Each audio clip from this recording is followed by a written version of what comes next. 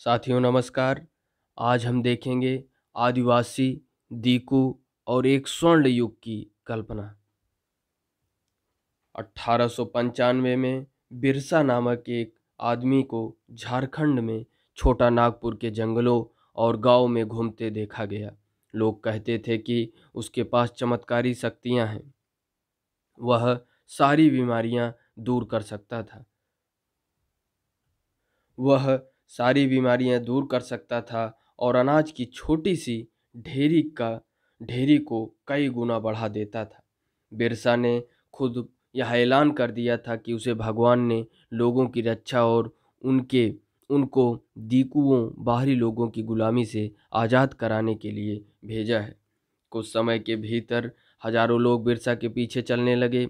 वे उसे भगवान मानते थे। उन्हें यकीन था कि वह उनकी समस्याएं दूर करने आया है। बिरसा का जन्म एक मुंडा परिवार में हुआ।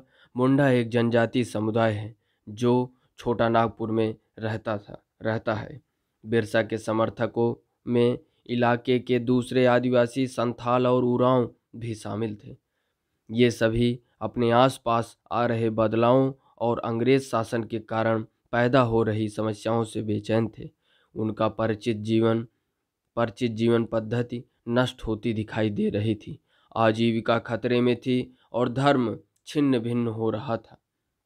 बिरसा किन समस्याओं को हल करना चाहता था? जिन्हें दीकू कहा जा रहा था, वे बाहरी लोग कौन थे? उन्होंने इलाके के लोगों को गुलाम कैसे बना लिया था? अंग्रेजों के राज में आदिवासियों के साथ क्या हो रहा था? आदिवासियों का जीवन किस तरह बदल रहा था? इस अध्याय में हम ऐसे ही कुछ सवालों पर विचार करेंगे।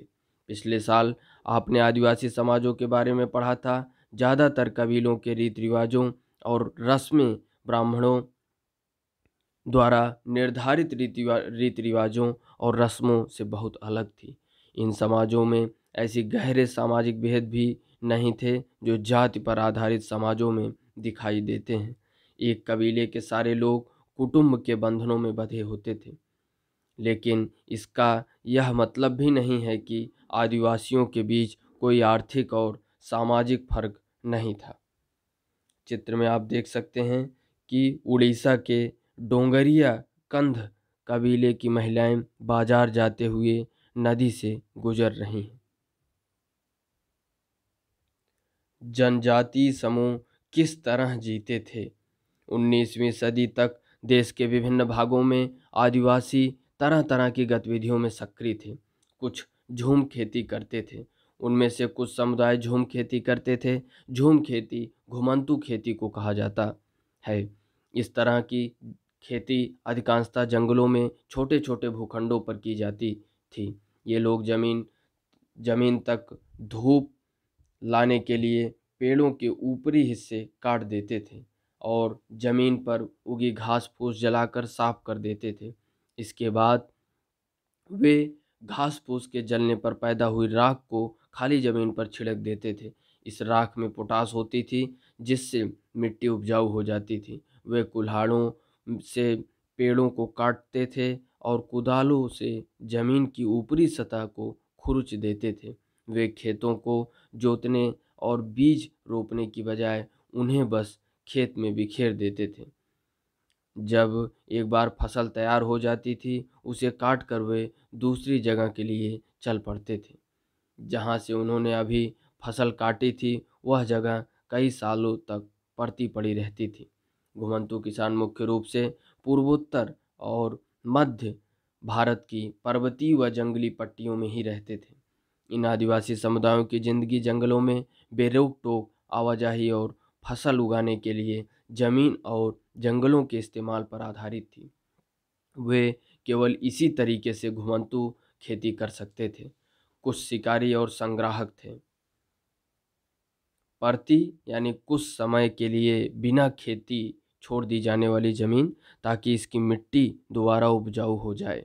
साल एक पेड़, महुआ एक फूल जिसे खाया जाता है या शराब बनाने के लिए इस्तेमाल किया जाता है। कुछ शिकारी और संग्राहक थे। इसके बारे में देखें। बहुत सारे इलाकों में आदिवासी समूह पशुओं का शिकार करके और वन्य उत्पादों को इकट्ठा करके अपना काम चलाते थे।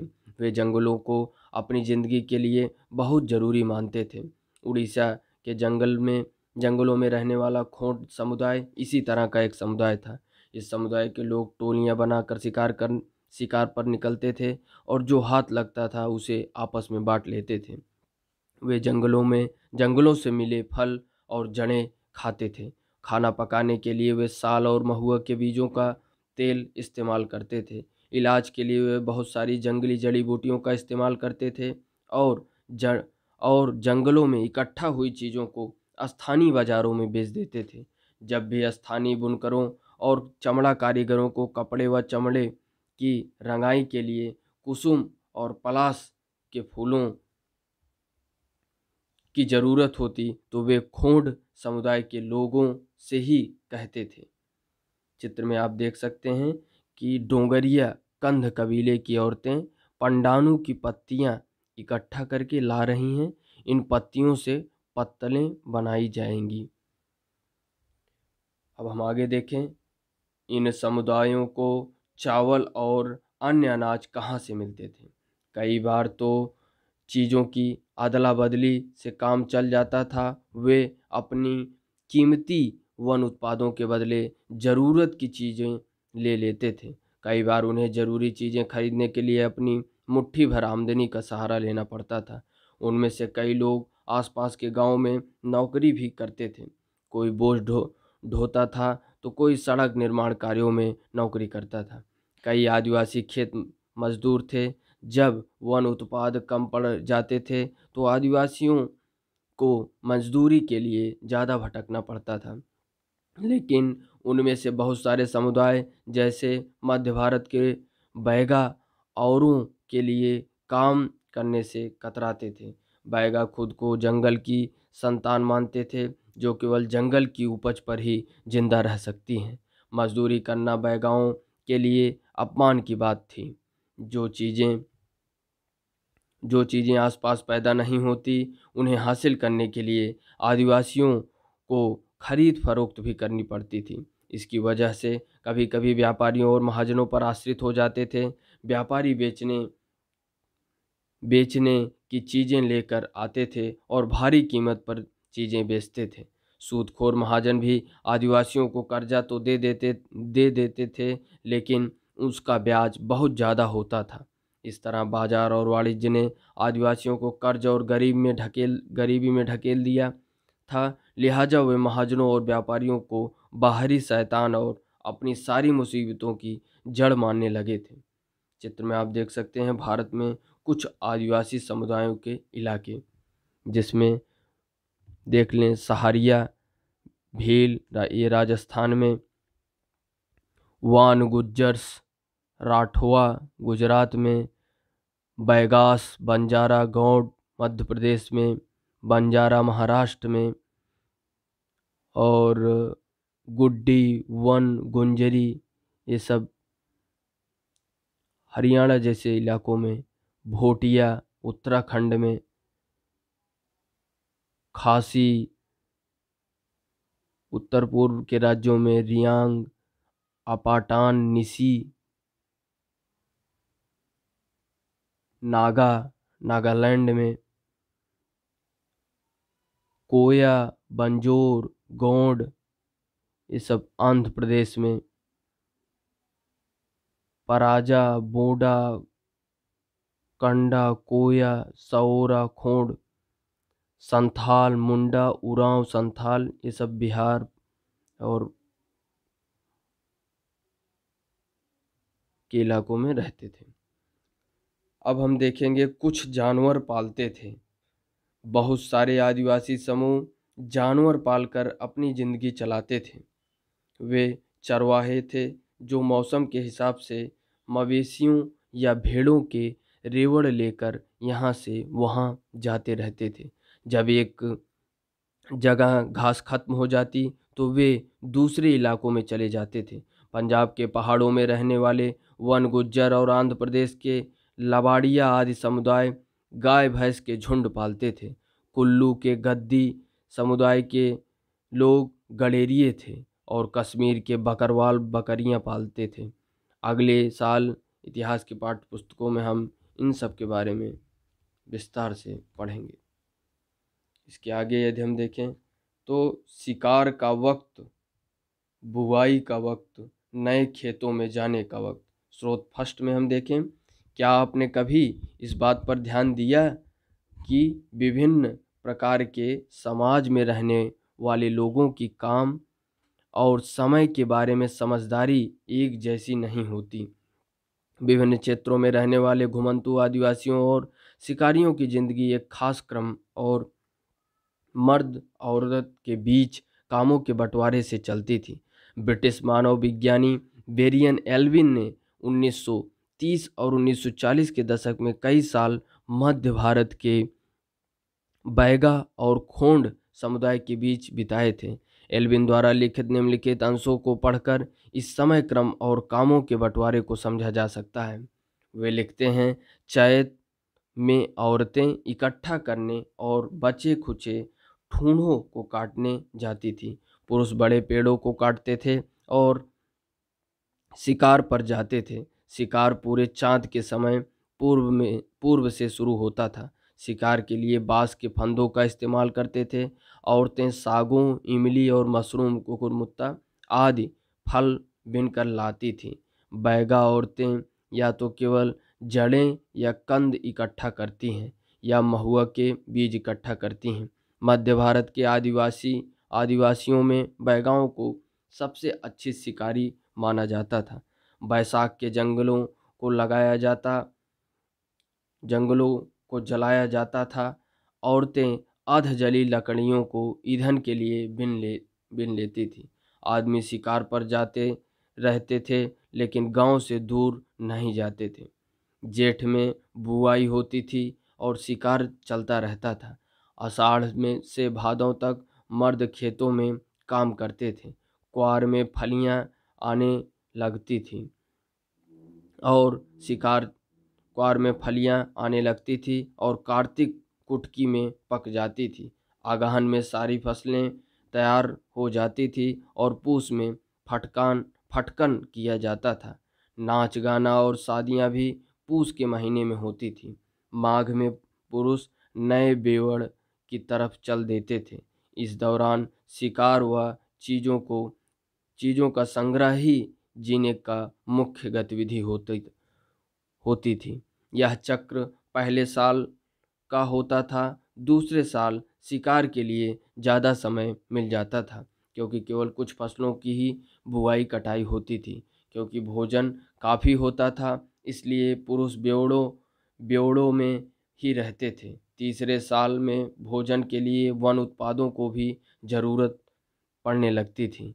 बेरियर एल्विन द्वारा लिखित बैगा 1939 और एल्विन की अप्रकाशित रचना notes on the Khonds, Verrier Elwin papers, Nehru स्मृति संग्रहालय एवं पुस्तकालय पर आधारित।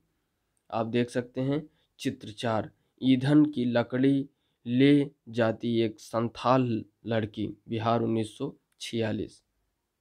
चित्र में आप देख सकते हैं बच्चे वन उपज इकट्ठा करने के लिए अपनी माओं के साथ जंगल में जाते हैं।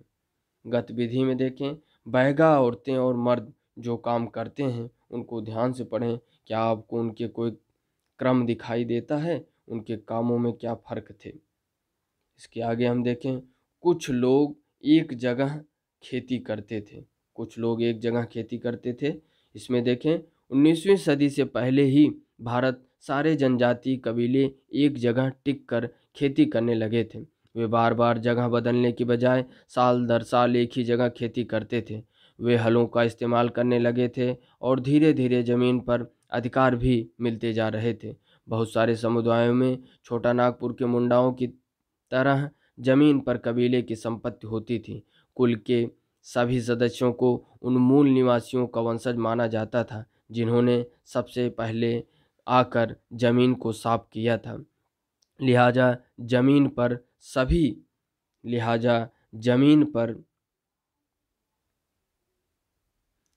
सभी को बराबर हक होता था। फिर भी अक्सर ऐसा होता था कि कुल के कुछ लोग औरों से ज़्यादा ताकत जुटा लेते थे। कुछ मुखिया बन जाते थे और बाकी उनके अनुयायी होते थे। जो ताकतवर होते थे वे खुद खेती करने की बजाय अक्सर अपनी ज़मीन बटाई पर दे देते थे। ब्रिटिश अफसरों की गोंड और संथाल जैसे एक जगह ठहर कर रहने वाले आदिवासी समूह शिकारी संग्राहक या घुमंतू खेती करने वालों के मुकाबले ज़्यादा सभ्य दिखाई देते थे। जंगलों में रहने वालों को जंगली और बर्बर माना जाता था। अंग्रेज़ों को लगता था कि उन्हें अस्थायी रूप से एक जगह बसना और सभ्य बनाना जरूरी है। एक जगह बसाना और सभ्य बनाना जरूरी है। बेवड़ बेवड़ का क्या तात्पर्य है? मध्य प्रदेश में घुमंतू खेती के लिए इस्तेमाल होने वाला शब्द है। औपनिवेशिक शासन से आदिवासियों के जीवन पर क्या असर पड़े? ब्रिटिश शासन के दौरान आदिवासी समूह का जीवन बदल गया। आओ देखें ये बदलाव क्या थे। आदिवासी मुखियाओं का क्या हुआ? अंग्रेजों के आने से पहले बहुत सारे इलाकों में आदिवासियों के मुखियाओं का महत्वपूर्ण स्थान होता था। उनके पास औरों से ज़्यादा आर्थिक ताकत होती थी और वे अपने इलाकों पर नियंत्रण रखते थे। कई जगहों पर उनकी अपनी पुलिस होती थी। वे जमीन एवं वन प्रबंधन के स्थानीय नियम खुद बनाते थे। ब्रिटिश शासन के तहत आदिवासी मुखियाओं के कामकाज और अधिकार काफ़ी बदल गए थे और उन्हें कई कई गांवों पर ज़मीन का मालिकाना तो मिला रहा, लेकिन उनकी शासकीय शक्तियां छिन गई। उन्हें ब्रिटिश अधिकारियों द्वारा बनाए गए नियमों को मानने के लिए बाध्य कर दिया। उन्हें अंग्रेज़ों को नजराना देना पड़ता था और अंग्रेज़ों के प्रतिनिधि की हैसियत से अपने समूहों को अनुशासन में रखना होता था। पहले उनके पास जो ताकत थी अब वह नहीं रही। वे परंपरागत कामों को करने से लाचार हो गए। घुमंतू काश्तकारों का क्या हुआ? इसके पहले हम चित्र देख लें। चित्र 5 में पूर्वोत्तर के निसी और आदिवासियों के एक गांव में लट्ठों से बना घर। जब ये घर बनाए जाते थे तो पूरा गांव मदद करता है। अब हम देखेंगे घुमंतू काश्तकारों का क्या हुआ। ऐसे समूहों से अंग्रेजों को काफ़ी परेशानी थी, जो यहाँ वहाँ भटकते रहते थे और एक जगह ठहर कर नहीं रहते थे। वे चाहते थे कि आदिवासियों के समूह एक जगह अस्थायी रूप से रहें और खेती करें। अस्थायी रूप से एक जगह रहने वाले किसानों को नियंत्रित करना आसान था। अंग्रेज अपने शासन के लिए आमदनी का नियमित स्रोत भी चाहते थे। फलस्वरूप उन्होंने जमीन के बारे में कुछ नियम लागू कर दिए। उन्होंने जमीन को मापकर प्रत्येक व्यक्ति का हिस्सा तय कर दिया। उन्होंने यह भी तय कर दिया कि किसे कितना लगान देना होगा। कुछ किसानों को भूस्वामी और दूसरों को पट्टेदार घोषित किया गया। जैसे कि आप देख चुके हैं, पट्टेदार अपने भी भूस्वामियों का भाड़ा चुकाते थे और भूस्वामी सरकार को लगान देते थे। झूम काश्तकारों को अस्थायी रूप से बसाने की अंग्रेज़ों की कोशिश बहुत कामयाब नहीं रही। जहां पानी कम हो और मिट्टी सूखी हो वहां हलों से खेती करना आसान नहीं होता, बल्कि हलों की मदद से खेती करने वाले झूम काश्तकारों को अक्सर नुकसान ही हुआ, क्योंकि उनके खेत अच्छी उपज नहीं दे पाते थे। इसलिए पूर्वोत्तर राज्यों के झूम काश्तकार इस बात पर अड़े रहे कि उन्हें परंपरागत ढंग से ही जीने दिया जाए। व्यापक विरोध के फलस्वरूप अंग्रेजों को आखिरकार उनकी बात माननी पड़ी और ऐसे कबीलों को जंगल के कुछ हिस्सों में घुमंतू खेती की छूट दे दी गई। चित्र में आप देख सकते हैं, गुजरात के एक जंगल में खेती करती भील औरतें। घुमंतू खेती और गुजरात के बहुत सारे वन क्षेत्रों में अभी भी जारी है।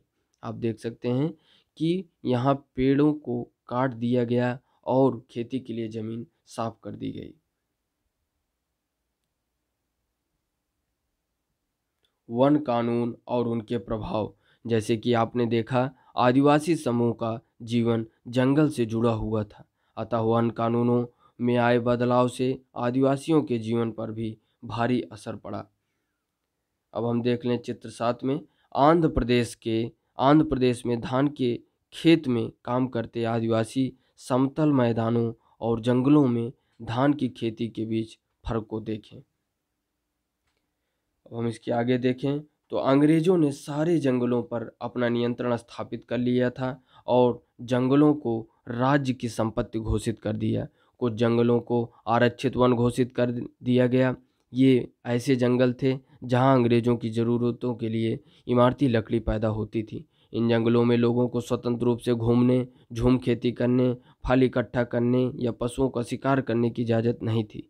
ऐसी सूरत में झूम काश्तकार किस तरह जिंदा रह सकते थे? इसलिए उनमें से बहुतों को काम और रोजगार की तलाश में मजबूरन दूसरे इलाकों में जाना पड़ा।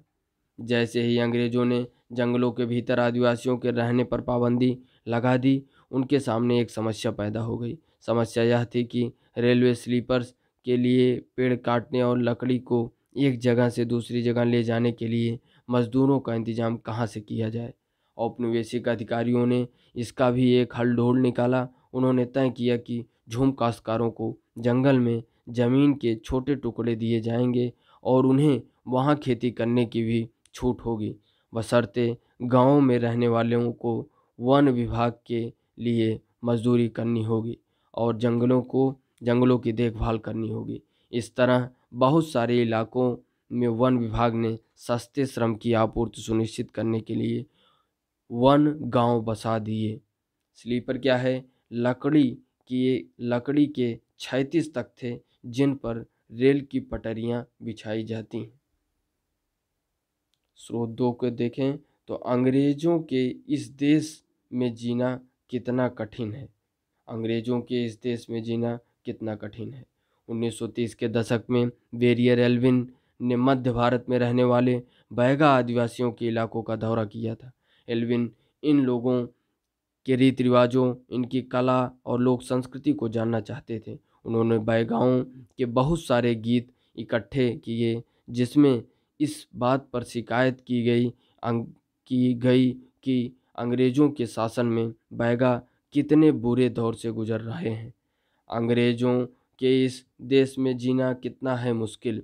अंग्रेजों के इस देश में जीना है कितना मुश्किल। जीना कितना है मुश्किल। जमींदार बैठा है गांव में, दरवाजे में कोतवार, बगीचों में पटवारी, खेतों में सरकार। अंग्रेजों के इस देश में जीना कितना है मुश्किल। पशु कर अदा करने के लिए बेचते हैं गाय, पशु कर अदा करने के लिए बेचते हैं गाय, तो भैंस बेचते हैं जंगल कर के लिए। बैलों को बेच कर अदा करते हैं लगान, भोजन पाएं कहाँ से अंग्रेजों के इस देश में।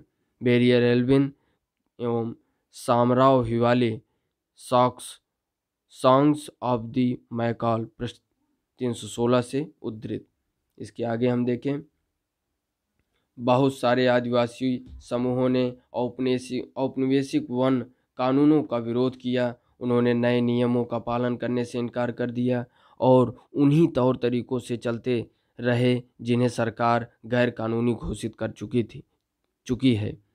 कई बार उन्होंने खुलेआम बगावत भी कर दी। 1906 में सोग्रम संगमा द्वारा असम में और 1930 के दशक में मध्य प्रांत में हुआ वन सत्याग्रह इसी तरह के विद्रोह थे।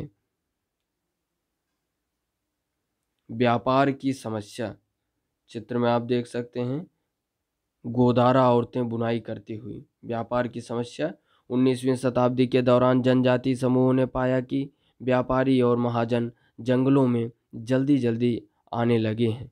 वे वन उपज खरीदने, नगद कर्जा देने और आदिवासियों को मजदूरी पर रखने के लिए आ रहे थे। इन सारे बदलावों में क्या असर पड़ने वाला है, यह समझने में आदिवासियों को कुछ समय लगा। यह समझने के लिए आइए रेशम उत्पादकों की स्थिति को देखें। 18वीं सदी में भारतीय रेशम की यूरोपीय बाजारों में भारी मांग थी। भारतीय रेशम की अच्छी गुणवत्ता सबको आकर्षित करती थी और भारत का निर्यात तेजी से बढ़ रहा था। जैसे जैसे बाजार फैला, ईस्ट इंडिया कंपनी के अफसर इस मांग को पूरा करने के लिए रेशम उत्पादन पर जोर देने लगे। वर्तमान झारखंड में स्थित हजारीबाग के आसपास रहने वाले संथाल रेशम के कीड़े पालते थे। रेशम के व्यापारी अपने एजेंटों को भेजकर आदिवासियों को कर्जे देते थे और उनके कृमि कोषों को इकट्ठा कर लेते थे। 1000 कृमि कोषों के लिए 3 से 4 रुपए मिलते थे। इसके बाद इन कृमिकोशों को बर्दवान या गया भेज दिया जाता था, जहां उन्हें 5 गुना कीमत पर बेचा जाता था। निर्यातकों और रेशम उत्पादकों के बीच कड़ी का काम करने वाले बिचौलियों को जमकर मुनाफा होता था। रेशम उत्पादकों को बहुत मामूली फायदा मिलता था। स्वाभाविक है कि बहुत सारे आदिवासी समुदाय बाजार और व्यापारियों को अपना सबसे बड़ा दुश्मन मानने लगे थे। चित्र में आप देख सकते हैं, चटाई बुनती एक हजांग औरतों के लिए घरेलू काम सिर्फ घर तक ही सीमित नहीं था, वे खेतों और कारखानों में भी अपने बच्चों को साथ लेकर जाती थी। इसके बाद चित्र 10 में हम देख लेते हैं, बिहार के कोयला खनिक 1948। 1920 के दशक में बिहार की बिहार की झरिया और रानीगंज कोयला खदानों में काम करने वालों लगभग 50% खनिक आदिवासी थे। अंधेरी और दमघोटू खदानों की गहराइयों में काम करना न केवल शरीर को तोड़ता था, बल्कि वह खतरनाक था। वह अक्सर सचमुच जान ले लेता था। 1920 के दशक में देश को कोयला खदानों में हर साल 2000 से ज़्यादा मजदूर मारे जाते थे। काम की तलाश में घर से दूर जाने वाले आदिवासियों की दशा तो और भी खराब थी। 19वीं सदी के आखिर से ही चाय बागान फैलने लगे थे। खनन उद्योग भी एक महत्वपूर्ण उद्योग बन गया था। असम के चाय बागानों और झारखंड की कोयला खदानों में काम करने के लिए आदिवासियों को बड़ी संख्या में भर्ती किया गया। इन लोगों को ठेकेदारों की मार्फत भर्ती किया जाता था।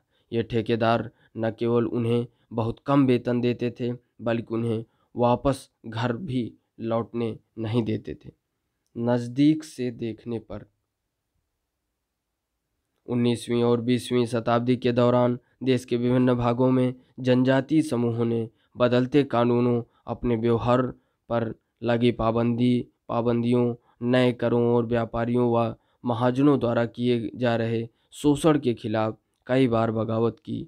1831-32 में कोल आदिवासियों ने और 1855 में संथालों ने बगावत कर दी थी। मध्य भारत में बस्तर विद्रोह 1910 में हुआ और 1940 में महाराष्ट्र में वर्ली विद्रोह हुआ। बिरसा जिस आंदोलन का नेतृत्व कर रहे थे, वह भी इसी तरह का विद्रोह था। गतिविधि में देखें, पता लगाएं कि कोयला खदानों में काम के हालात बदल गए हैं या नहीं। पता लगाएं कि खदानों में हर साल कितने लोग मरते हैं और उनकी मौत का क्या कारण होते हैं। इसके आगे हम देखें, बिरसा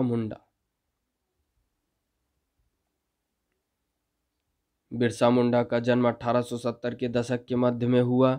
उनके पिता गरीब थे। बिरसा का बचपन भेड़ बकरियां चराते, बांसुरी बजाते और स्थानीय अखाड़ों में नाचने गाते बीता था। उनकी परवरिश मुख्य रूप से बोहोंडा के आसपास के जंगलों में हुई।